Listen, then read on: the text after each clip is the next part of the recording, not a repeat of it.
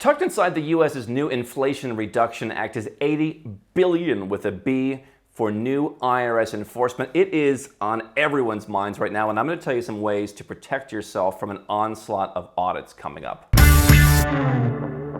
I want to share with an article from a magazine called Worth. This, to me, perfectly lines out the sneaky trick, as I'm calling it, that's in the new Inflation Reduction Act, something that, ironically, many people are saying doesn't actually help reduce inflation. It's just another way for the government to spend a lot of money to, if you're a high earner, raise your taxes, make your life more difficult. And so we're going to go into what the sneaky trick is and how you can protect yourself. If it's your first time here, I'm Andrew Henderson, founder of Nomad Capitalist. We're a boutique consulting firm that helps 7- and 8-figure entrepreneurs legally go where you're treated best. And you can learn more at nomadcapitalist.com. You can also join us for the biggest and best event in the offshore world called Nomad Capitalist Live. And so here's Worth Magazine, what the Inflation Reduction Act could mean for you. And it says the following. Congress and President Biden just handed the IRS an unprecedented war chest and marching orders to ramp up collections. Tucked inside the Inflation Reduction Act is $80 billion in new funding for the IRS over the next decade.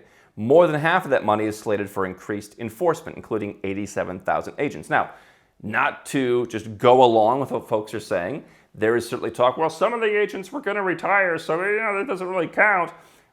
It's 87,000 new agents. I've told you, I got in trouble for this in school when I was in 8th grade, and they said, hey, why don't you put a sign in your yard that says, vote for the school levy, no new taxes. I said, how are there no new taxes if you're voting for the school levy?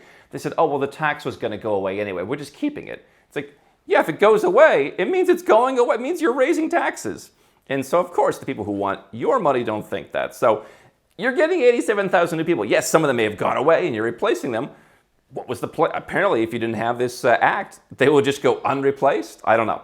But proponents say this will raise government revenue by going after wealthy tax cheats. And we've told you, and we've shown you the evidence, the Elizabeth Warrens and the Bernie Sanders and all these people, right? If you're wealthy, you are a tax cheat. Now, let's be honest. There are countries in the world, I've been all over the world for many years. There are countries where, yeah, the wealthy are pretty much tax cheats.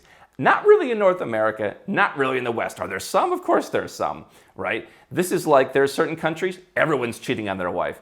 Yeah, not really where I'm from, anyone like Ohio, I don't think. And so the fact that the United States, where they have, quite frankly, a decent system of enforcement compared to the rest of the world, the Western world has a pretty decent sense of enforcement. They're still banging in the drum of wealthy tax cheats. Yeah, go to China and see how they operate. Most people, so everyone that I know in the United States, is paying a fortune. Nobody's cutting corners other than maybe they're buying 1 million paper clips on December 31st to push forward the deduction. Bad idea, by the way.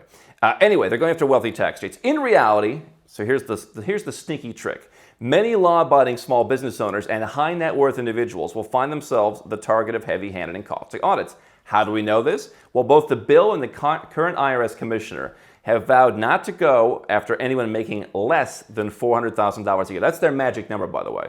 Remember, I think it was it Al Gore, and that was Obama. It was like 200 and 250 with their terrible policies and with inflation and just all that. Now it's up to 400. That's you're a scumbag. You make more than that, you just deserve whatever you get. And ironically, most people don't make that so they can buy votes from everybody else. If you make less than $400,000 a year, you're allegedly off the hook. When it comes to auditing business entities, the article says, though, that limitation is practically impossible. Since there are multiple owners in a partnership and frequently multiple owners in an S corporation, the IRS will likely go after these entities regardless of the income level. Because remember, what's the changing mantra in the U.S.? It's not like when I was growing up, but even when I was growing up, it's starting to get bad. It is not, oh, look at this guy, he's starting a company, he's creating jobs. And you think, oh, you have this low unemployment rate, allegedly. Right? Hey, thank goodness people are coming here and creating jobs. No, because the narrative is shifting. The narrative is, why do you even need a job? Why don't we just send you a check every month? Let's pilot that.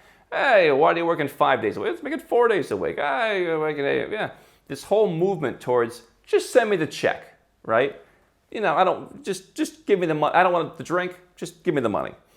And so businesses are going to be under the microscope. And so what Worth is pointing out is no matter how much your business makes, if you have partners, and by the way, I can tell you, if you're trying to go offshore, a business with partners is the hardest business because you got to get everybody on the same page. And everyone's got to be willing to move, generally, if you want it to work. So if you have partners and you make less than $400,000 a year, you could still be stuck in this. The reality is when the president and commissioners say they won't go after anyone making less than $400,000, what they really mean is they won't go after any wage earners, the people that they prefer, making less than $400,000 on a W-2. If you're like me, I've really never had a W-2 as an adult. Business owners don't appear to be included in this limitation. Now, let's see how this works out in all fairness. But we do know this. We do know, now I'm not coming, this is not a Biden issue. Let's be honest. Trump, Bush, just in this century, they have done stuff that was against business owners. And certainly you could say against business owners who wanted to go overseas, because Republicans tend to be more patriotic and you should stay here and wave the flag.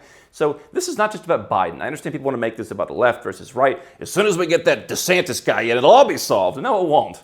All right, he'll lower your taxes to 38%. Oh, we have the savings, right? And so you're still going to have the IRS. You're still going to have a culture that's against businesses. That's the way the culture is going. And so businesses do not appear to be included in the limitation of, if you're making less than $400,000, we're going to leave you alone. Imagine all the rhetoric from these politicians. If you like your doctor, you can keep your doctor. Imagine they're just wrong. Imagine they say, if you make less than this, you won't be touched, and then they touch you because you're the greedy business owner. If Congress were honest, Worth says, this bill would be called the Business Disruption Act. High net worth individuals, growth-minded entrepreneurs, and strategic investors need a plan for the IRS tsunami. Now, they've got 3 plans, and quite frankly, their 3 plans are the result of limited thinking from, you don't think there are 251 other sovereign countries and territories out there. Okay, number 1, get a CPA who isn't afraid of the IRS. Fantastic. Because they say, it's not a question of if you'll get audited, it's a question of when. No doubt audit rates have dropped dramatically. And so now they want to ramp it back up, not only to where it was, but if you're wealthy, people like Elizabeth Warren have been very clear, they want to make it much, much, much higher. I've heard numbers like 5 to 7%. And so it's not going to be that long before you get audited. It's not a matter of if, it's a matter of when, they say. And so they say, get a CPA who knows how to fight the IRS. All right, fine. Decent advice. Number 2, make sure your CPA is preparing your tax return in ways that minimize your chance of audit. And then number 3, invest in education and advice. Let me propose a 4th solution. Let me propose that you just decide to take your ball and go somewhere where, you know what, there's no Business Disruption Act. There's no Inflation Reduction Act where they postulate and they, oh, you know, this is going to, and then it doesn't do anything. How about you go where you're treated best? Now, I understand there are lawyers out there who find that simplistic. Oh, what does go where you're treated best means? Let me tell you what it means. It means you have the right to opt out of the system. Now, if you are an American citizen, green card holder, etc., you have a harder time that you can't just go and live in another country. Okay? You can move your business offshore, and that could work for asset protection. That could work for a number of different reasons. It's not going to save you tax, if generally speaking, if you live in the United States, but you can move the business offshore. You can then move offshore. And so it's not going to be as simple as exiting the U.S. tax system. You may still be audited, right? And so you still have to file tax returns, report foreign bank accounts, report foreign corporations. I suggest you do all those legal things. But imagine if you just distanced yourself and you started getting away. At least you could reduce your tax rate and the hassle would be more worth it.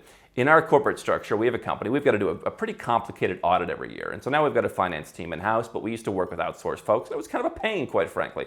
But the tax rate we pay in that country is 0. And so it was worth paying 40-some% tax, all told, for me as the owner of the business in the United States, previous businesses, to then when I started this business. All right, I'll set it up, I'll pay 0. Okay, the audit requirements in terms of just when you file it, you've got to do a higher level of audit. And okay, I've never seen anything like this in the US. In the US, you just wait for them to come to you. Here, you do the audit in advance and you just do it yourself, and here it is, audited financial statements. And so it's a little bit different.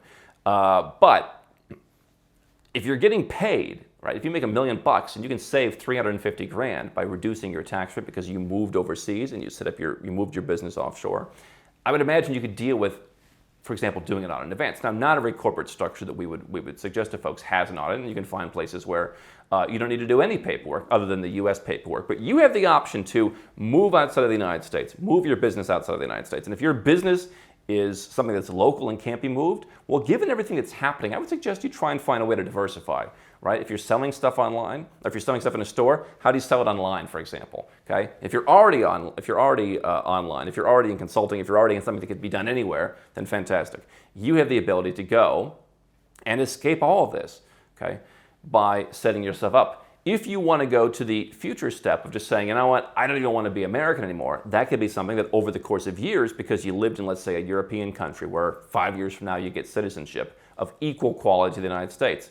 Maybe you don't want to be American because the IRS is coming after people. And it's based on the fact that being successful is just really frowned upon these days in Western countries.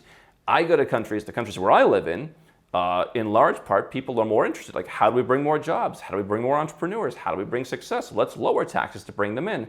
That's not the perspective of most folks in the United States. Read the surveys, read what's going on. And so going where you're treated best, moving yourself, moving your business, moving your banking overseas. If you're an American, it's going to be harder. Now, if you're watching this and you're saying, hey, I don't like what Canada's doing either, great, well, you've got an easier position. Australia, Canada, Germany, all the other countries in the world, you can just exit the tax system and keep your citizenship. Americans have it a little bit harder.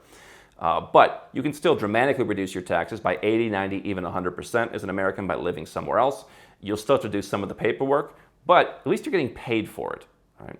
And so I don't believe that necessarily increases your audit risk. It's just, I'm living overseas and I run a company overseas. That's not the issue. You're going to be audited regardless, it sounds like. And so that's something that you want to be prepared for. And my perspective is you at least want to have an option. Even if you don't move overseas, even if you don't want to move the business, have a residence permit. Have a second citizenship. You can get one in the Caribbean in as little as 6 months if it's maybe a good insurance policy, spend $100,000. Because this is going to continue. And there's going to come a time when you're going to want to simply opt out of the system and all the new laws they're passing.